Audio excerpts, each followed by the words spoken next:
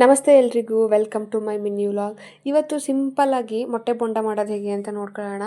ಏನಿಲ್ಲ, ಮೊದಲು ಒಂದು 3 ಮೊಟ್ಟೆನ ನೀಟಾಗಿ ಬೇಯಿಸ್ಕೊಬೇಕು. ನೀವು ಎಷ್ಟು ಮೊಟ್ಟೆನಾದರೂ ತೊಗೊಳ್ಳಿ, ಅದು ನಿಮ್ಮ ಇಷ್ಟ. ನಿಮ್ಮ ಕ್ವಾಂಟಿಟಿ ಎಷ್ಟು ಬೇಕು ಅಷ್ಟಾದರೂ ತೊಗೋಬೋದು. ನಾನಿಲ್ಲಿ 3 ಜನ ಇರೋದ್ರಿಂದ 3 ಮೊಟ್ಟೆನ ತೊಗೊಂಡಿದ್ದೀನಿ.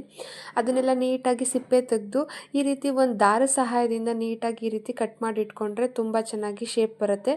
ಅದಾದಮೇಲೆ ನಾವಿಲ್ಲಿ ಕಡಲೆ ಹಿಟ್ಟನ್ನು ಹಾಕ್ಕೊಂಡು ಬ್ಯಾಟರ್ನ ರೆಡಿ ಮಾಡ್ಕೋಬೇಕಾಗತ್ತೆ. ಹಾಗೆ 1 ಕಪ್ ಆಗೋಷ್ಟು ಕಡಲೆ ಹಿಟ್ಟು, ಹಾಗೆ 1/2 ಟೇಬಲ್ ಸ್ಪೂನಷ್ಟು ಅರಶಿನದ ಪುಡಿ, ಹಾಗೆ ಸ್ವಲ್ಪ ಜೀರಿಗೆ, ಹಾಗೆ ಸ್ವಲ್ಪ ಅಜ್ವೈನನ್ನು ಹಾಕ್ಕೊಳ್ತಾ ಇದ್ದೀನಿ. ಅಜ್ವೈನನ್ನು ಕೈಯಲ್ಲಿ ಈ ರೀತಿ ಪ್ರೆಸ್ ಮಾಡಿ ಹಾಕೊಳ್ಳೋದ್ರಿಂದ ಫ್ಲೇವರ್ಫುಲ್ ಆಗಿರುತ್ತೆ.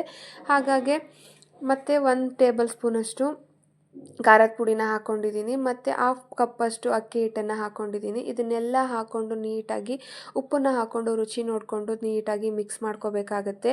ಮಿಕ್ಸ್ ಮಾಡ್ಕೊಳ್ಳುವಾಗ ಒಂದೇ ಡೈರೆಕ್ಷನಲ್ಲಿ ಗಂಟಿಲ್ಲದೆ ಇರೋ ಥರ ನೀಟಾಗಿ ಮಿಕ್ಸ್ ಮಾಡ್ಕೊಳ್ಳಿ ಬ್ಯಾಟರ್ನ.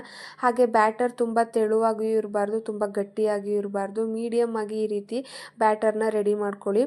ಅದಾಗಿದ್ದ ನಂತರ ಒಂದು ಪಾತ್ರೆನ ಕಾಯೋದಕ್ಕೆ ಇಟ್ಕೊಂಡಿದ್ದೀನಿ. ಅದಕ್ಕೆ ಎಣ್ಣೆನ ಹಾಕ್ಕೊಂಡು ಎಣ್ಣೆ ಬಿಸಿಯಾದ ನಂತರ ಬಿಸಿಯಾಗಿರುವಂತಹ ಎಣ್ಣೆಗೆ ಕಟ್ ಮಾಡಿ ಇಟ್ಕೊಂಡಿರುವಂತಹ ಮೊಟ್ಟೆನ ಬ್ಯಾಟರ್ ಒಳಗಡೆ ಅದ್ದಿ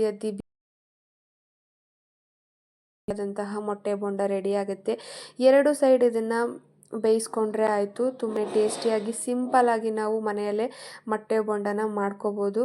ನೀವು ಕೂಡ ಟ್ರೈ ಮಾಡಿ ಆ್ಯಂಡ್ ಹೇಗಿತ್ತು ಅಂತ ಕಮೆಂಟ್ ಮಾಡಿ ಹೇಳೋದು ಮಾತ್ರ ಮರಿಬೇಡಿ. ಯಾರೆಲ್ಲ ನನ್ನ ವಿಡಿಯೋನ ಇನ್ನೂ ಸಬ್ಸ್ಕ್ರೈಬ್ ಮಾಡದೆ ನೋಡ್ತಾ ಇದ್ದೀರಿ